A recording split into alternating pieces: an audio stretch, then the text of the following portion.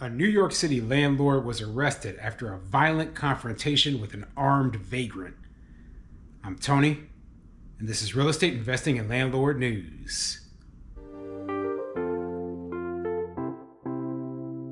All right, so I have an interesting article for you today, and it's coming out of New York City, and it has to do with the homeless population up there in New York. And we've all heard the stories, we've seen the videos about some of these just people with various mental illnesses and substance abuse problems, and they just go around in New York, and I've been to New York, I've seen them, and they cause a lot of problems. Okay, so there was a violent confrontation between a landlord up in New York, in New York's Chinatown, and one of these people. And, right now the police are charging that landlord with felony assault. So, it sounds like, he really went after this guy hard. But when I read deeper into the article, it turns out this homeless person was armed. That's one thing. And then the police, they say, are going to be charging him with menacing. So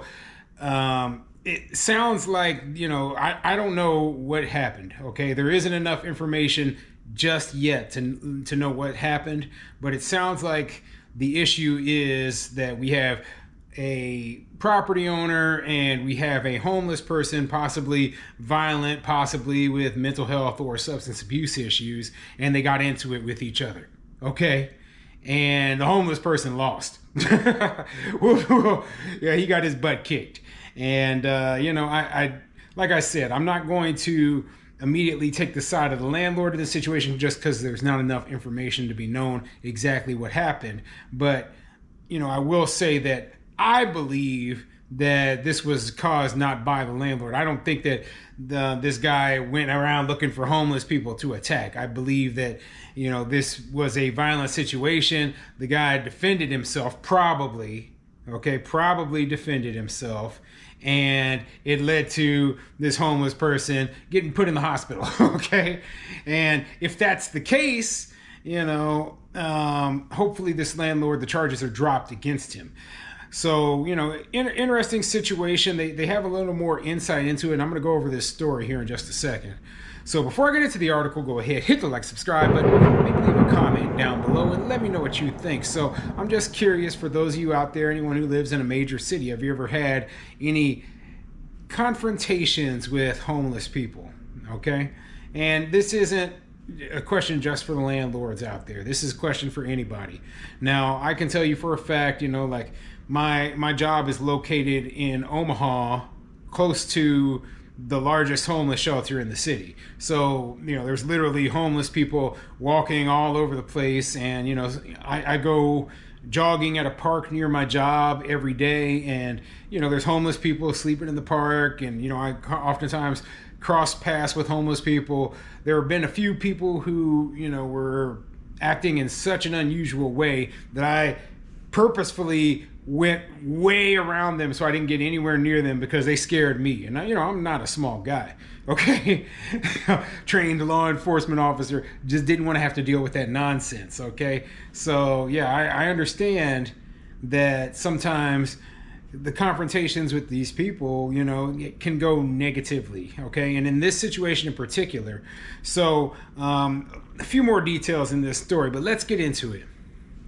This story is coming from the New York Post, and it says, New York City landlord accused of beating an armed vagrant, cheered by locals who complain it's like the Wild West now. Yeah, apparently the neighborhood is glad that this guy, stood up against this vagrant. So anyway, let's see what the article says. The Chinatown landlord accused of brutally beating an armed vagrant is being hailed a hero by locals, who say the area has devolved into a lawless cesspool because of the city's soft-on-crime policies. Manhattan building owner Brian Chen, 32, who passionately spoke out against crime when a homeless man murdered one of his tenants in 2022, was charged with felony assault for the Saturday attack that left a street person with serious injuries. Brian is a great guy. He's like our local community activist leader. He wants our neighborhood to be clean, said a landlord whose family has owned a building on Christie Street. near where the incident occurred for more than 40 years. So that little detail right there, okay, first of all, a homeless person murders somebody who is one of this guy's tenants, right? So this guy is probably pretty hyper vigilant because of the personal experience with that sort of violent crime. Okay, then there's a lot of people saying too that, hey, the city they have a very soft on crime thing, like it's catch and release. Basically, the homeless people especially, they are going down. If they do arrest them, they're just booking them and then immediately releasing them because there's no bail. So it's absolutely ridiculous, and it's become the wild, wild west. So yeah, I mean, it's a bad situation to be placed in, where you feel that you have to defend yourself against these people, otherwise someone else is going to lose their life, period. So yeah, I mean, it boggles my mind that they would allow this sort of thing, like just the craziness to just be walking around and face no consequences for the numerous crimes they commit, open air drug use, etc. And on a similar note, I visited Seattle, Washington a little over a week ago now, and it was the first time I'd ever been there. So I mean, I'd flown through, just kind of going through the airport, but I went out into town and I went down into downtown Seattle, right? And, beautiful downtown. They have one of the best downtowns I've seen in the country, right? But I was only a couple of blocks away from the Pike Place Market, right? And there were people literally smoking crack on the street.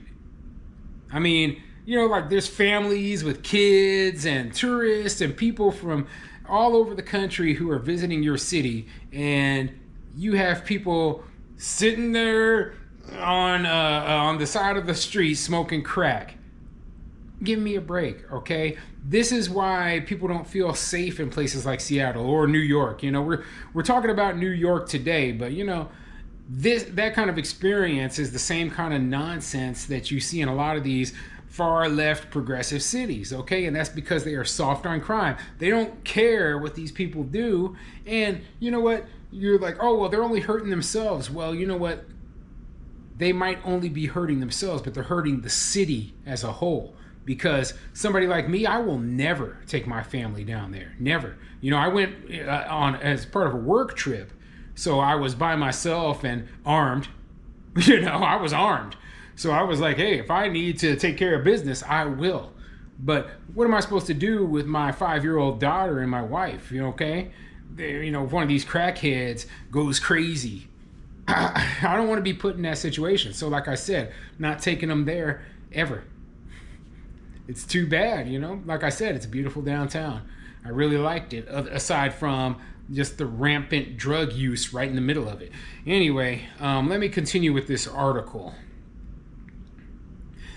He wants the local Sarah Roosevelt Park for kids to be what it was intended for.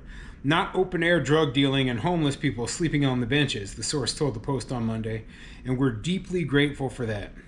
The source suggested that the lefty city council's policies, such as those aimed at springing jailed defendants early and making it harder for cops to stop and frisk suspects, are to blame for the quality of life mayhem. Everything Broken Windows solved has been undone. It's like the Wild West now, the man said, lamenting the loss of the law enforcement strategy that prosecutes small crimes in an effort to prevent larger ones down the road.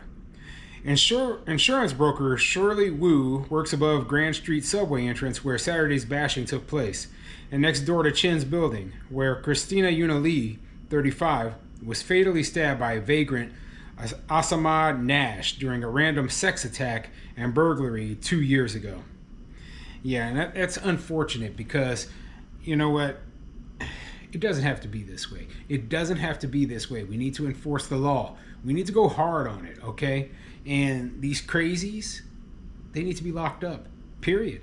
Okay? I'm not going to mince my words. I don't have any sympathy for them, okay? We need to lock them up. They are a danger to society. If they aren't willing to get off the streets and stop using drugs, guess what? There's a nice place for them, lock them up, throw away the key. Anyway, let me know what you think in the comment section down below.